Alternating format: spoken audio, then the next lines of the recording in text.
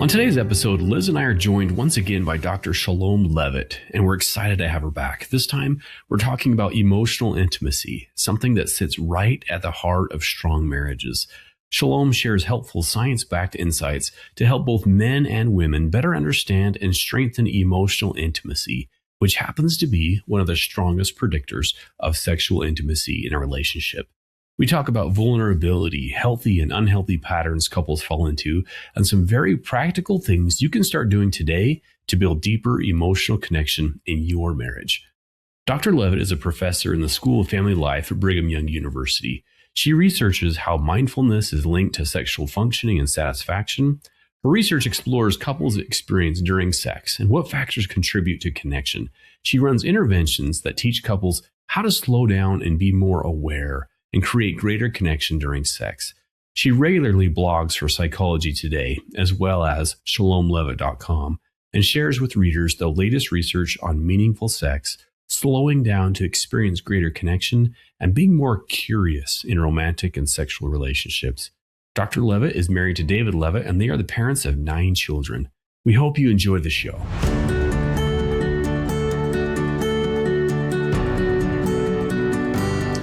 Hey there, friends. Welcome to another episode of the Stronger Marriage Connection podcast. I'm Dr. Dave up here at Utah State University alongside Dr. Liz Hale, our psychologist and therapist. We're aiming to bring you the very best that we have in valid research and resources, along with a few tips and tools to help you create the marriage of your dreams. We are so excited, Liz. Today on the podcast, we are actually bringing back a guest, Dr. Chelom Leavitt. She's a family scholar at Brigham Young University whose research focuses on relationships, sexuality, and helping couples build deeper emotional and physical connection in marriage. Last time, okay, friends, if you didn't tune in, you need to go listen. Well, obviously, keep listening to this episode, but then go back and listen to the episode on exploring sexual mindfulness with Dr. Chelom Leavitt. Excellent, amazing episode. So be sure to go listen to that one. But welcome back, Chelom. So grateful to have you back with us. Thank you. My pleasure. All right. Today, we're talking about something that sits right at the heart of strong marriages. It's the connection between emotional intimacy and sexual intimacy. And many couples sense that these two things are closely connected, but they're not always sure exactly how or what they can do to strengthen both. So, Chelom, let's start here. When we talk about emotional intimacy, what does that really look like in marriage? Because I think people just think intimacy and then they think automatically sexual intimacy. So emotional intimacy helps make sense of that. And how does emotional closeness between partners shape or influence their sexual relationship? Yeah, those are great questions. And, from my research, we know emotional connection or emotional intimacy is actually the largest predictor of sexual well-being. Right? So how we can really be seen, all of us, all of the dark corners of our mind and our weaknesses, how we can let our partner see that. Hopefully it's accepted, and that is kind of the foundation of creating a really strong connection in a marriage. We know that absolutely sets the tone for a really healthy sexual relationship too, right? Because sex is very intimate, which is oftentimes why we just call that intimacy. But we really need that foundation of emotional disclosure and revealing what we think, what we feel, what we are scared about, what concerns us in our relationship. That's really what we need to be looking for. I'm so glad that we're diving deep into this, because I hear women often feel like, he just wants to have sex, but I don't even feel close to him, that throughout the day, or we're just feeling disconnected, and all of a sudden he wants to reconnect, and I'm not quite there. And then I often hear men will say things like, man, it's more than just sex for me, right? It's just that feeling or that orgasm. It's more than that. I really do want to feel close with her. So sometimes I feel like, man, we're just not on the same page. Yeah, I love what you just brought up, because there's really good biology behind that. Why do women want a little more emotional connection before they dive into sex.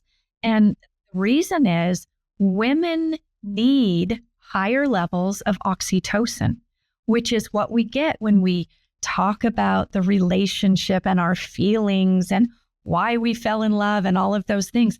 When we do that in the relationship, we build oxytocin for women. Women's bodies cannot respond to higher levels of arousal unless they have high levels of oxytocin. We notice for men, higher levels of oxytocin often come after orgasm. So we have little differences in how our bodies respond. So it's not that women are weird or obsessed by emotion. That's what they physically need. I love that clarification. Yeah, the direction we're already going with this. Thank you. So helpful. Yeah, I've heard some sex therapists even say, let's just talk about sex. Let's not wait for the rest of it. Let's talk about high desire, low desire. Do you ever see that going well, Chelom? It kind of like getting on the same page or honoring a woman's need for that emotional and honoring a man's need for that physical. I don't know. Should it always go one direction? I trust your thought. I have kind of thought, is this just like a cruel trick that biology is playing on us? Aww. Because we seem to need different things.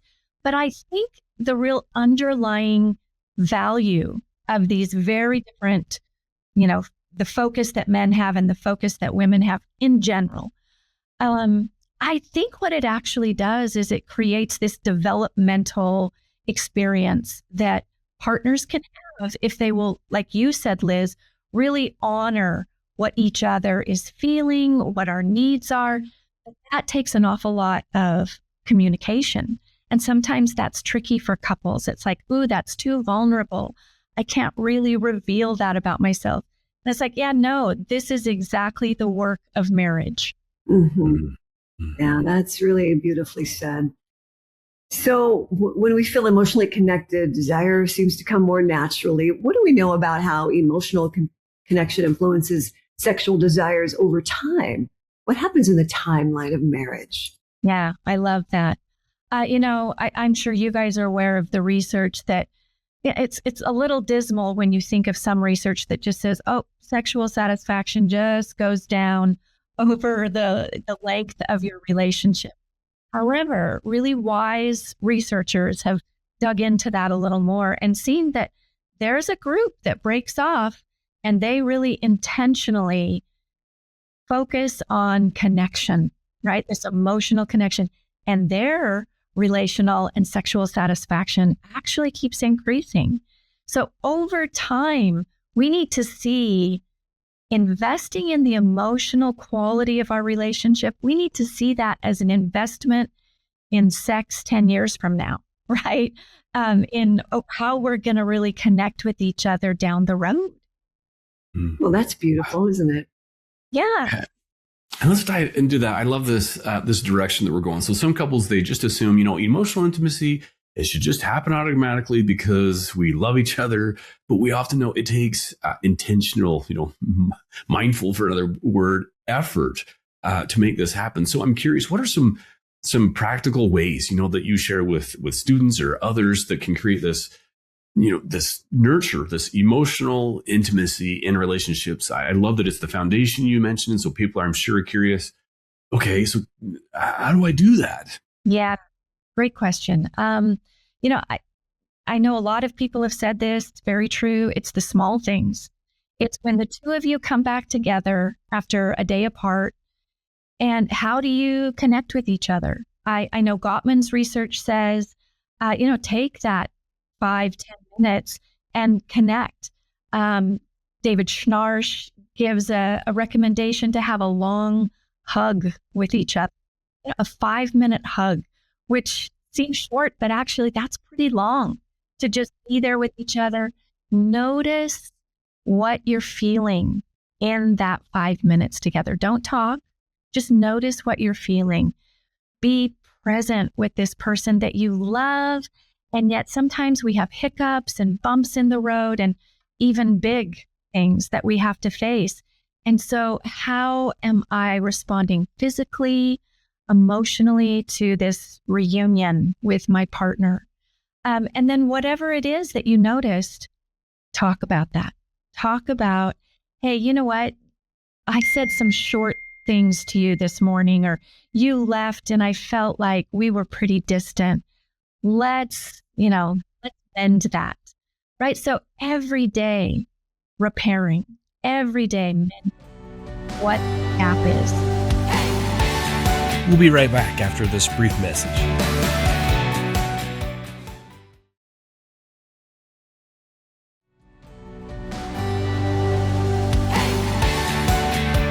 And we're back. Well, let's dive right in.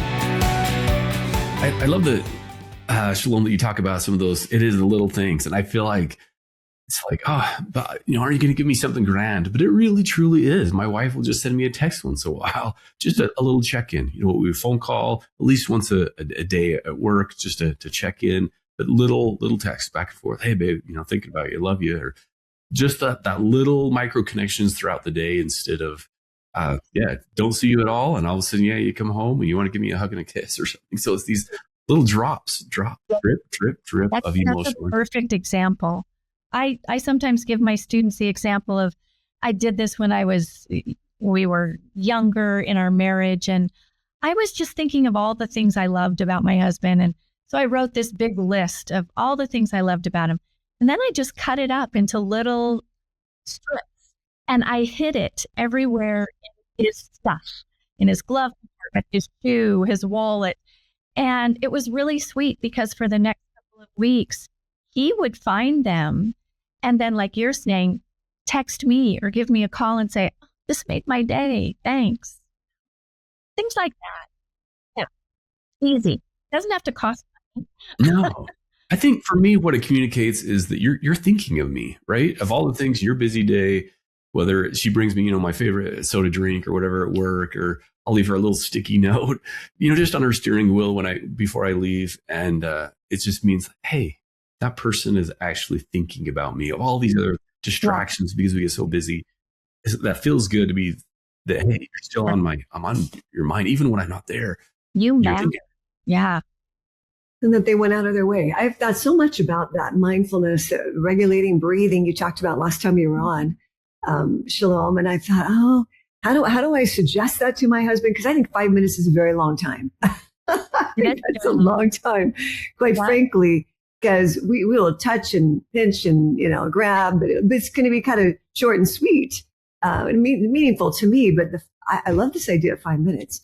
Describe it again a little bit, like you and your husband, you were so kind to share how that regulated breathing goes. And also how sometimes you'd say, wait a minute, you're leaning in on me.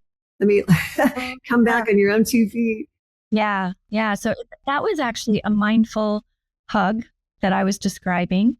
And so you notice things about your partner, but you also notice things about yourself, and you're regulating yourself, right? You're concentrating on your breathing. How does my body feel at this moment? How do I feel being in proximity with my partner?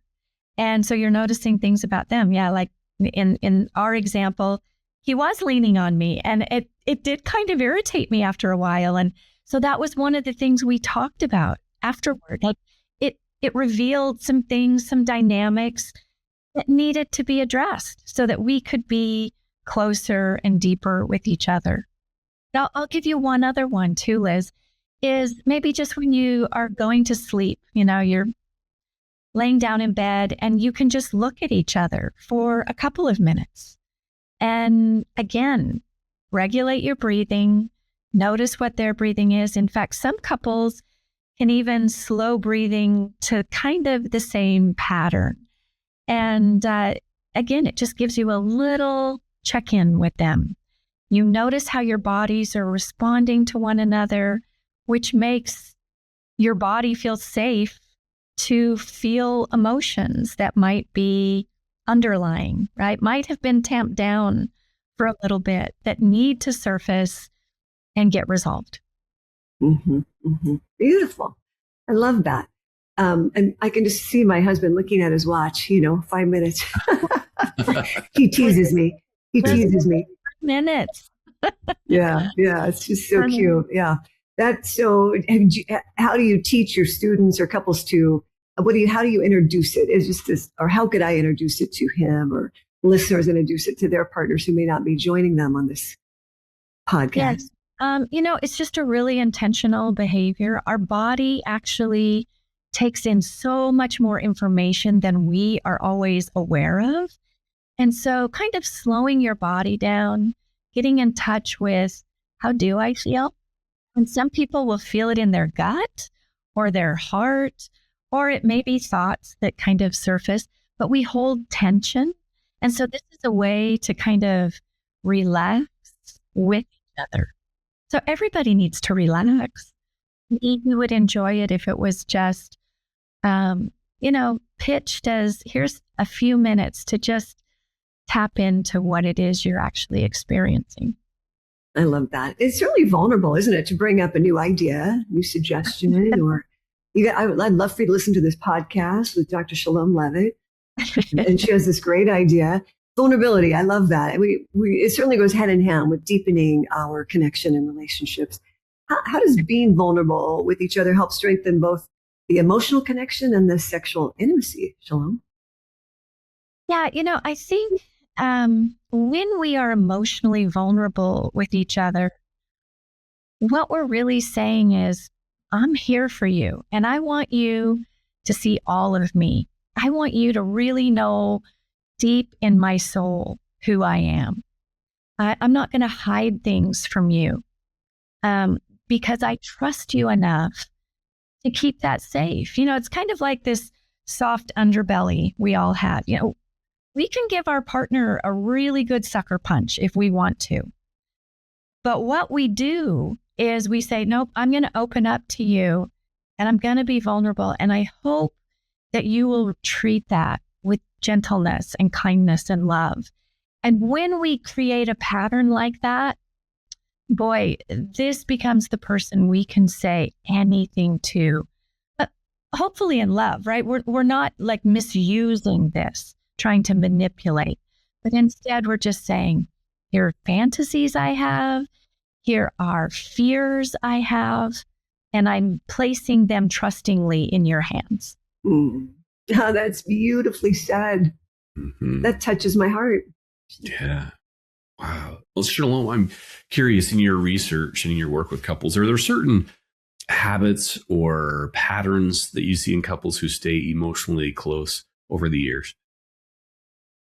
Yeah. I think it's the things that we just were talking about. It's those little things, but it's also sometimes big things where it's like, we've been doing the little things, but of course, life just pulls us apart sometimes. So I want to set a weekend aside and let's run away together. Let's, just stay in bed, whatever it is that will help us understand we are always taking each other's temperature in a healthy way, right?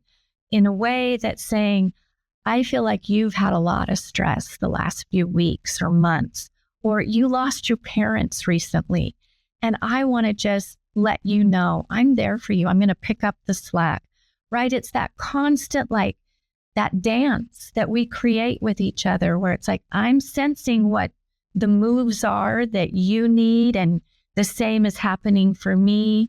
And so we create this really beautiful dynamic within the relationship. And that either grows or it diminishes, right? There's very little that just remains stagnant or the same. So we really have to intentionally be doing those things on a daily, weekly, monthly basis. Yeah, I love that. I love having my wife and I right now, we love having something to look forward to in May. We're going down for my birthday to the Tuacahn, right? St. George. And just having something on the calendar is kind of exciting just because you can see it. It's there. We're looking forward to it. We talk about it, the countdown to it. So and plus the little things, the daily little things, and then occasionally having sprinkled in some of these bigger things, I think is so important. And I always like to let, especially young couples who maybe don't have a lot of money, maybe they can just make arrangements with parents or a good friend or whoever and say, let's just go hiking today, or let's go camping, whatever it is, that fits within the budget that we can still manage, that's on the calendar, and we know we're going to have this time together with each other. Using family and friends as for sitters, you mean, when they need sitters for babies? Can you, or switching out. We'll take turns as parents. Yeah, that is so good. Childcare is so crucial and so important at it, but it takes, doesn't it? It takes, as Gottman has found out in his research. Every child that comes along, there's a dip in marital satisfaction. Yeah. Maybe it doesn't have to be, but typically that makes sense. Less time, less sleep, less resource. Yeah. We've just complicated our lives, and now we've got to kind of regain that, equilibrium again. As beautiful as it is, we've just complicated our lives. We'll be right back after this brief message.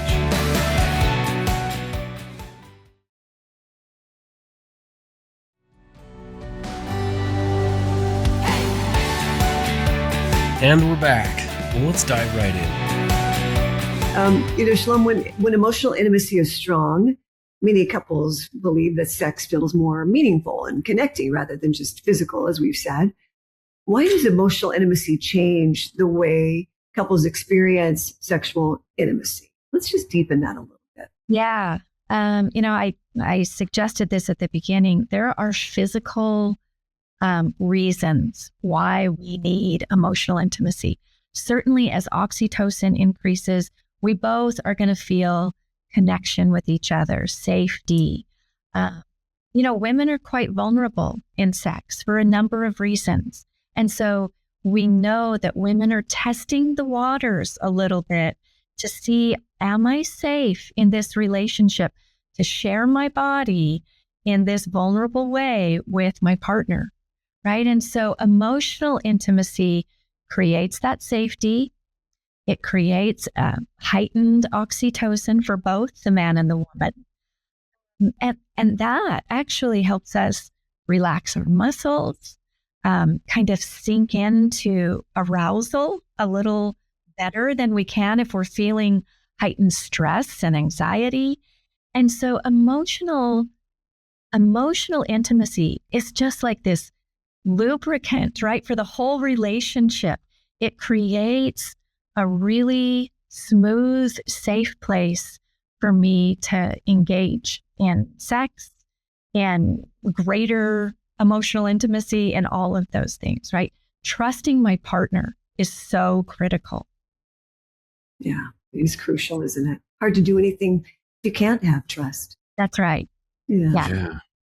I'm thinking, Chelom, as we're talking, about couples and people who are listening, it could be one or both partners listening to this, and they think, maybe silently thinking, I feel like we've been in a relationship rut, that this unhealthy pattern. Maybe it's like, maybe he approaches and she withdraws, or, don't touch me because I know what that leads to. And so we can't have any type of, I'm emotional intimacy. One or tries to increase things a little bit, and wait, I'm suspicious and pulling back. You know what I mean? How do they kind of, I guess, get started? Because relationship ruts are real and serious, and this pattern of approach, withdraw, and it's this weird thing we don't talk about. And then I can see some men thinking, well, and I'm trying all this, but it's backfiring, and she still won't have sex with me. All of this, I think that men and women, they get frustrated. Where can they start? Yeah. A really nice way is to just have a pretty bold conversation.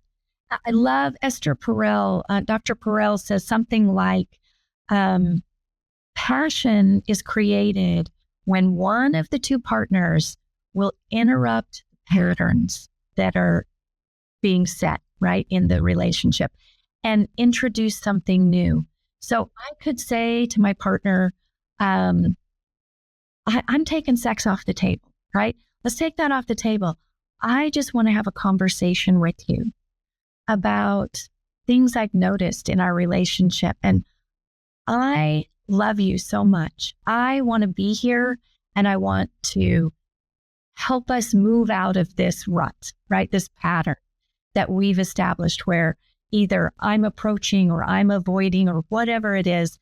And can we just have a conversation about that not right now. I want to let you think about it. Maybe let's set a time for tomorrow or this weekend, whenever is a time where the two of us could spend a good chunk of time just talking about this. I want to reignite the passion in our relationship. But I think just being that vulnerable and saying, let's have a conversation. This isn't about sex necessarily, but it will impact sex. But I just want you to know I care about you and I'm worried about the trajectory we're on. So let's address it. So bold. Talk about vulnerability. Vulnerability again, right? Yeah. Chelom, I'm going to hijack this whole podcast right now because I have a daughter that got engaged last weekend. Actually, down in St. George, it was beautiful and the whole thing. Yeah, they're getting married in June. So thrilled for them. Okay, so they're now sitting in, figuratively, sitting in your office or your desk or in your classroom or something. Do you have advice for couples, engaged, kind of that newlywed, as far as to get on establish, healthy patterns? Because we can get all these, and it feels like, man, if you can really start in a good place right from the start, it can just send you on such a better trajectory than decades in these ruts and routines.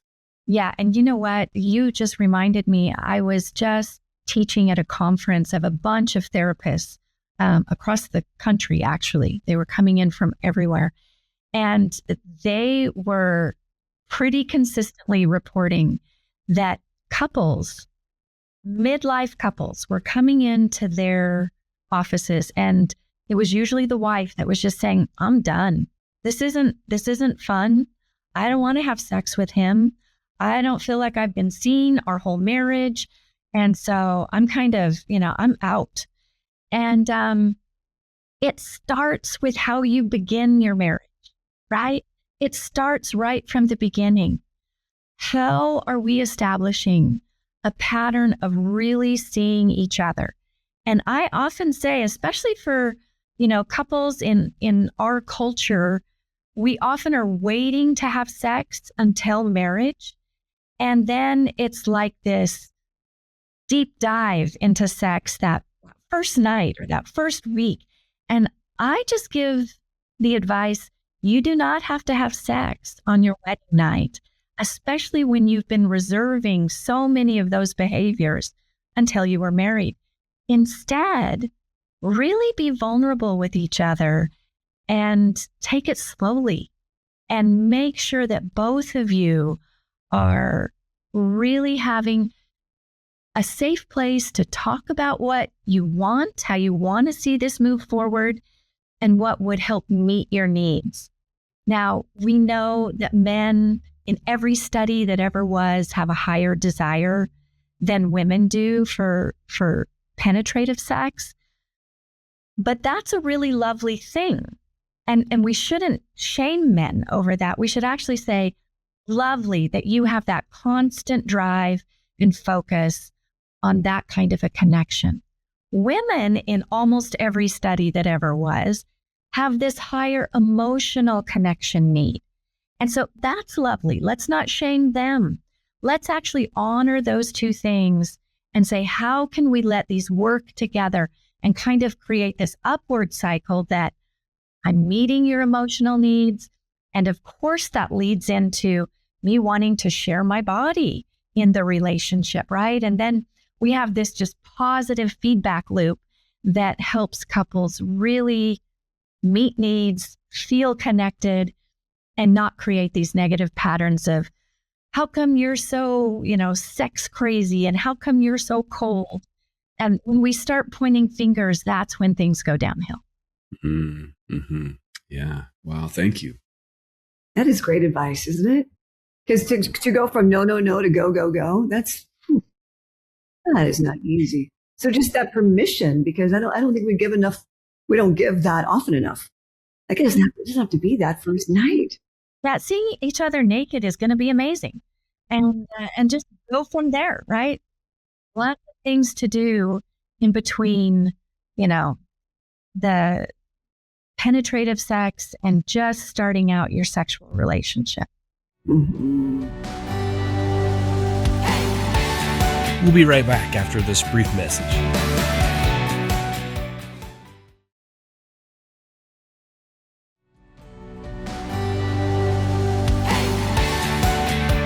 And we're back.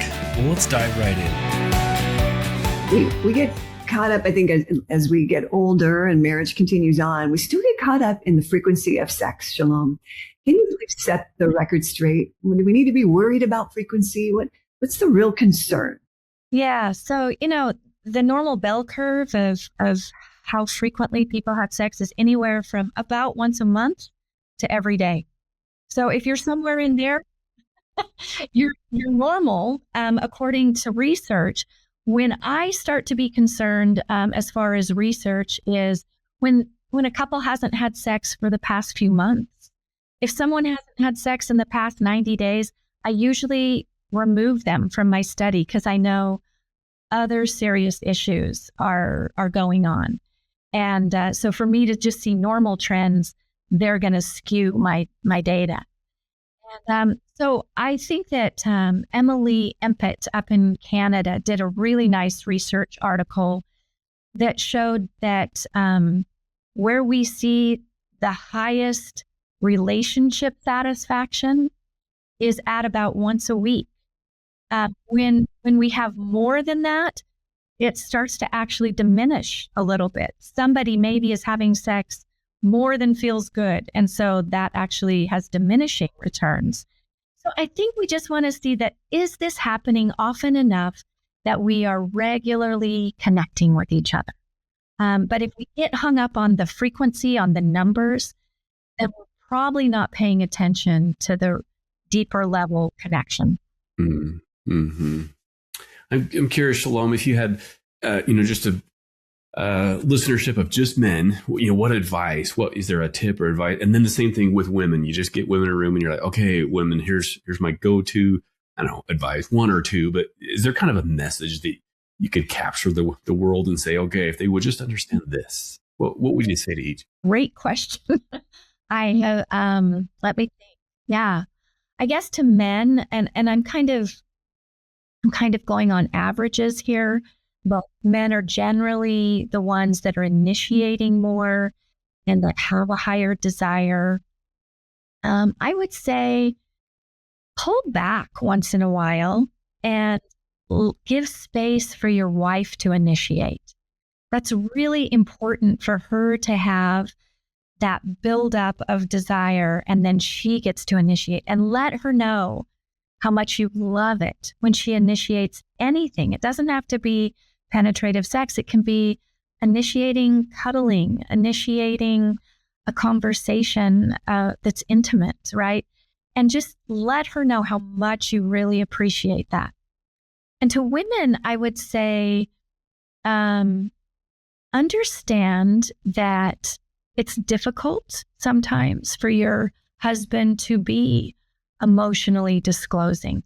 Men have not been taught how to be emotionally disclosing. In fact, they were punished for it a good portion of their life if they were too emotional.